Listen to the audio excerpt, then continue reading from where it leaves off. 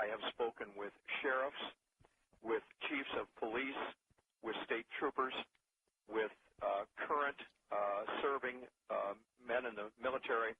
I have spoken with one federal agent, and the information succinctly boiled down is this.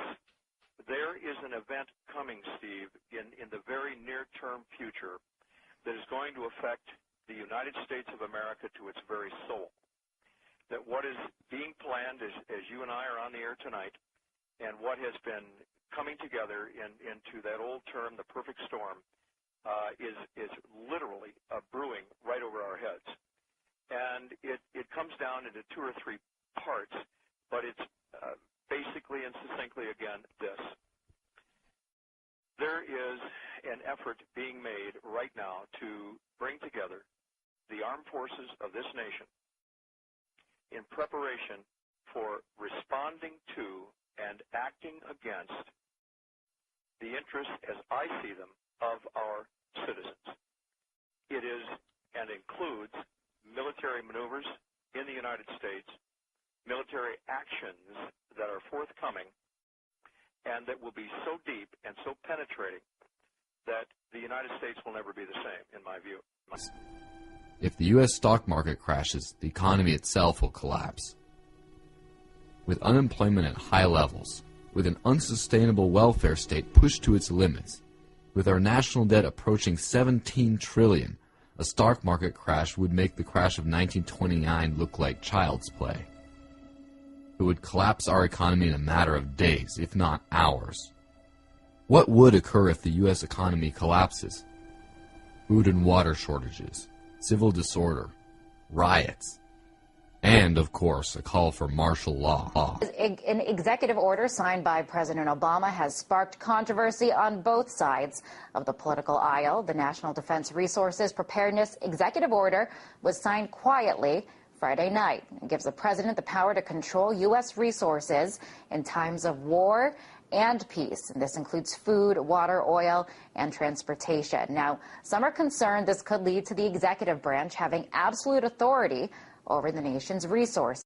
In fact, since 2001, the United States federal government has built a domestic war infrastructure by claiming it was all being constructed to protect us from the terrorists. At the Department of Homeland Security, for example, well, they consider Liberty Lovers to be potential terrorists. The DHS study entitled Hotspots of Terrorism and Other Crimes in the United States identifies potential terrorists as, well, Americans who believe their way of life is under attack, or people who consider themselves to be anti-global.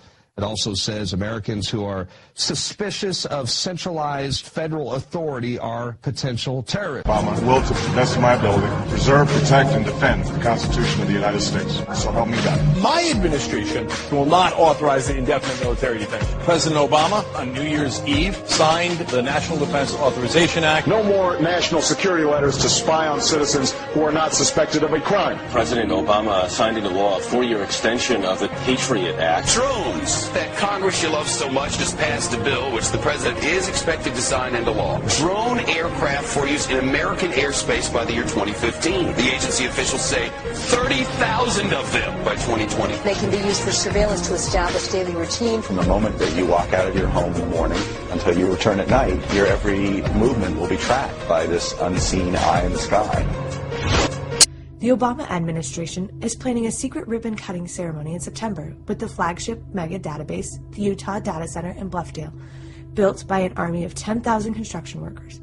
The 1 million square foot facility is so massive that it can be stored every single electronic communication for the next 100 years and still have room to spare. What's to be collected? Landline and cell phone traffic, email, Facebook posts, Skype, travel records, credit card transactions, bank records, stock market trades, and Google searches. This massive database will be tied in with the FBI, CIA, the Department of Defense, and of course, the White House. Our government now works for the banks.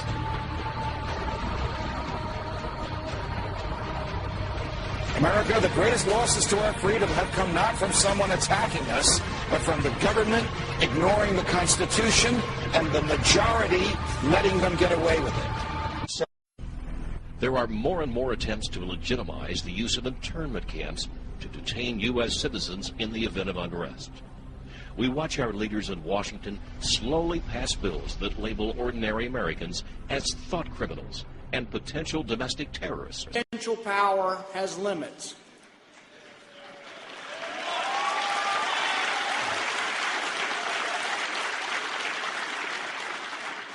Lincoln put it well when he wrote, "Nearly all men can stand adversity, but if you want to test a man, give him power." President Obama, who seemed, once upon a time, to respect civil liberties, has become the president who signed a law allowing for indefinite detention of an American citizen. Indeed, a law that allows an American citizen to be sent to Guantanamo Bay without a trial. Now, President Obama defends his signing of this bill by stating that he has no intention of detaining an American citizen without a trial.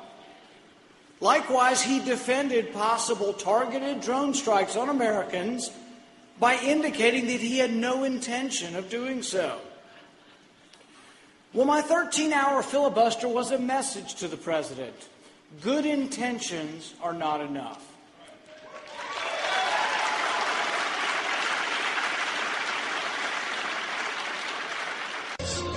There is absolutely never a reason to give up 1 ounce of freedom for the sake of security. It won't work. America will become only a dim memory. Welcome to Barack Hussein Obama's Fundamental Transformation of America.